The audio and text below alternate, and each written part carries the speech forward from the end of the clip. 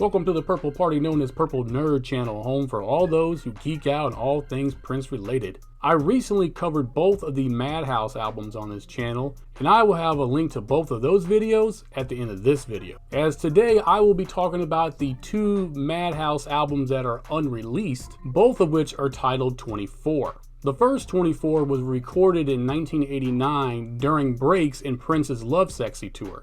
And like the album Madhouse 8, all the songs were written, produced, and performed by Prince and Eric Leeds. The album kept the theme of the first two albums, with the songs being titled with numbers, but this time around, the songs had worded titles in parentheses as an attempt to give the songs a thematical story, which is honestly a pretty creepy storyline. We open up with 17 Penetration.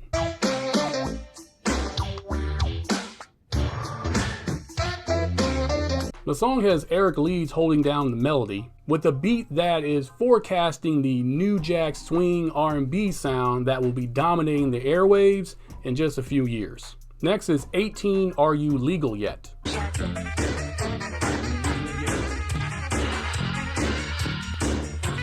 The pace picks up on this one, guided by the percussion and piano. Eric Leeds performs the 18 Are You Legal Yet? With Paisley Park engineer Haiti Henshaw performing the lines, "My father has a shotgun," and "I hope he doesn't use it." There are several scream samples in the background, and Eric Leeds is totally flexing with his flute and saxophone performance. Next is 19 Jailbait.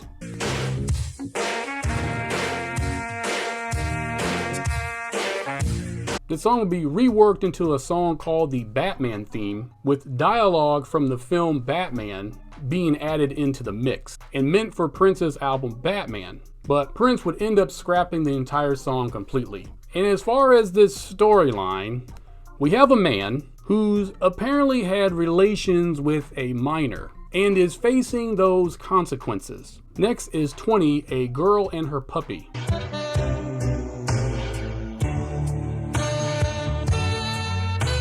This is the most melodic song so far, and it's at a slower pace, as if the underage girl in the storyline is reflecting on the previous events, which makes the happiness vibe of this song really weird. And before I continue on the next songs, I have to talk about these first four songs as a group, as these four songs were sent to Miles Davis, with Prince hoping that Miles would add his magical trumpet to one of them. Instead, Miles Davis reworked and recorded his own version of all four of these songs, which all four of his versions unfortunately still remain unreleased. Although you can hear live versions of Penetration and Jailbait on Miles Davis's live album Mercy Miles Live at Vienna, released in 2021. The next three tracks are a suite called 21 through 24, the Dopamine Rush Suite.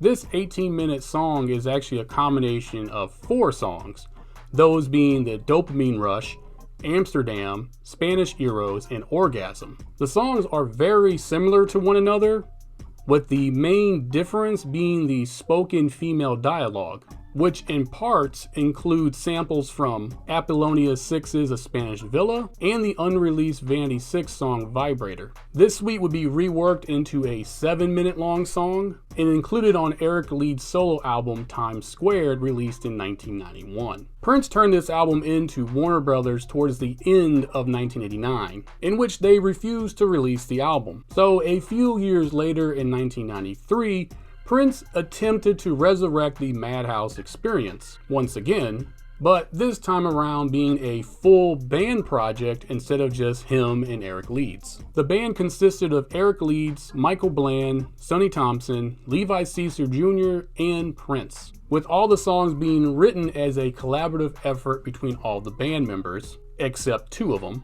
with Prince handling all the production and Ricky Peterson handling the post-production. The 5 songs on this album were all recorded in a single 5-hour recording session at Paisley Park in July of 1993. Ricky Peterson would add additional production to these tracks, and a few months later, Prince would record 4 segues to fill out the album. Prince kept the album title of 24, but aside from the first track, did not use numerical names for the songs, as he did on the previous Madhouse releases. And just like his first attempt at Madhouse 24, when this version was submitted in early 1994, it was passed on by Warner Brothers as well. Prince would go back in 1995 and rework this album 2 more times, with Warner Brothers rejecting all attempts at a Madhouse release. So let's explore the 1994 version of Madhouse 24. We open up with 17.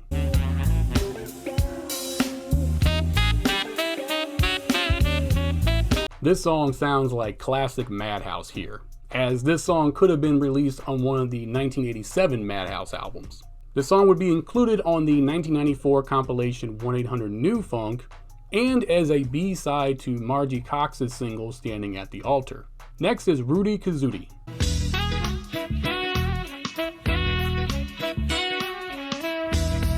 This song really takes a traditional jazz approach, but with some unique and not so traditional keyboard melodies via Prince. This song was released as a snippet on the sampler The Versace Experience Prelude to Gold, handed out on cassette to the attendees of the Versace Collection event in 1995, and then officially released in 2019.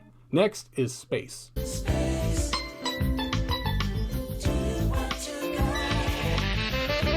This is an instrumental reworking of Prince's song of the same name, released on his album Come in 1994. The melody is held down by Eric Leeds' saxophone, and the drums are provided live and in person by Michael Bland, compared to the program beats and percussion on the original version. And although this is technically an instrumental, we do get to hear a revised version of the chorus performed by the Steels. Next is Guitar Segue, which is a short guitar solo performed by Levi Caesar Jr.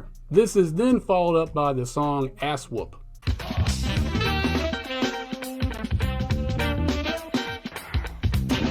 Transitioning perfectly from Levi's solo, we get a dirty funk groove here. We also get an amazing drum solo and bass solo, with a car crash sample closing out this song. A snippet of this song would be included on the MPG record sampler, handed out to the concert goers at Prince's Ultimate Live Tour in 1995. Next is Ethereal Segue, which is a short piano solo by Prince. This is followed up by the song Parlor Games.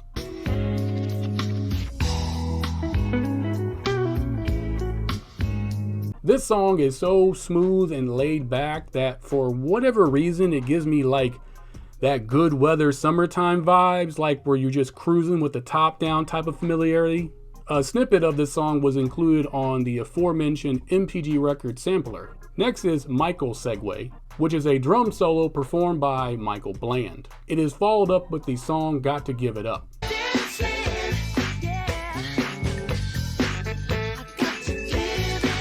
Well, we have thrown out the Madhouse formula straight out the window with this one, as this is not an instrumental, but a cover of Marvin Gaye's song of the same name from his 1977 live album, Live at the London Palladium, with his daughter Noah Gaye handling lead vocals. The album closes with Sonny Segue, which is a solo performance from Sonny Thompson on his bass. And in this performance, which is not really that long, he is using some alien-like distortions on his bass. We would get a snippet of this segue on the aforementioned The Versace Experience Prelude to Gold. Thank you for joining me on this episode. Please like and share this video, and if you wouldn't mind, please subscribe to the channel. It really does help the channel grow. And of course, down in the description below, I have all the other places you can find me on social media. So until that next episode, I wish you heaven.